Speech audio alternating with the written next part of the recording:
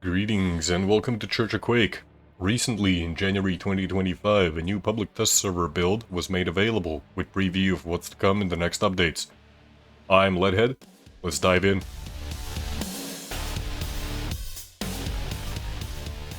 In this PTS build, we have 3 new weapon skins coming from Quake 3 Team Arena. We also have a couple fixes for the Dark Matter Gun rocket launcher skin.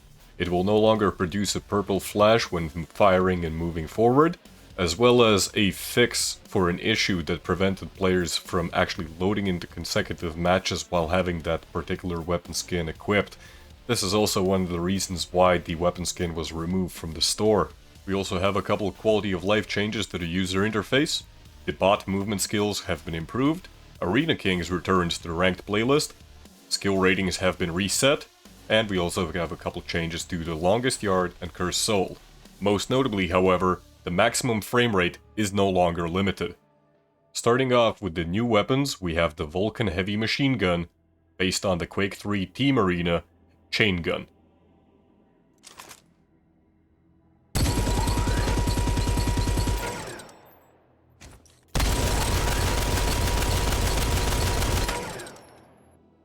Next up, we have the Tetanus Shot, based on the Team Arena Nail Gun, replacing the starting shotgun.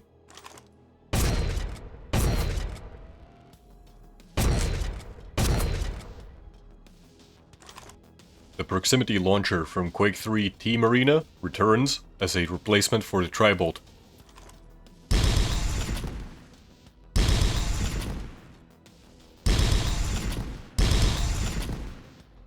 These 3 new weapon skins are coming later this year in Season 26, but they will be made available earlier for those who own the Gold Ranger pack.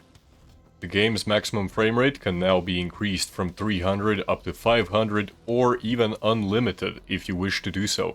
Quake Champions veterans might remember that unlocked frame rate was available many years ago, however it caused issues during gameplay. This appears to be no longer the case, and SyncError has been able to fix this issue.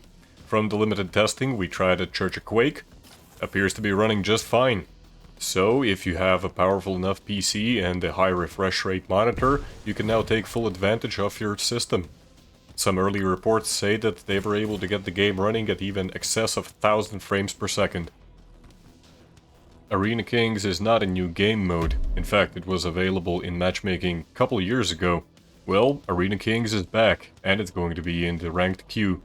Arena Kings is the ultimate test of your aim and dodging abilities. Both players spawn as Ranger with full stack and all weapons available right off spawn. Active abilities are disabled, and there's only one simple goal. You have to get 10 frags to win the match. The game mode is typically played on specialized maps with no obstacles, no distractions, no pickups, nothing to get in your way, just a pure test of aim. Moving on to the map changes. On Cursed Soul we have a bit more vegetation on the outskirts of the map. It doesn't actually affect anything in terms of gameplay, but hey, it looks nicer I guess. And finally, Capture the Flag version of the Longest Yard had its item pickups shuffled.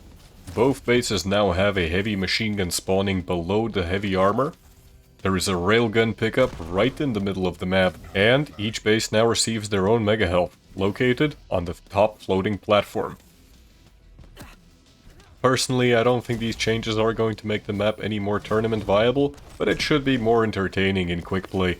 And who knows, when you run into Killson, at least you know for sure you're not gonna get killed immediately off spawn. This concludes our preview of the public test server. This update is expected to go live either on the 30th of January or on the 6th of February. Don't forget to follow Church of Quake on all of our social media to stay up to date with all things Quake Champions. I am LeadHead, and I'll see you in the arena.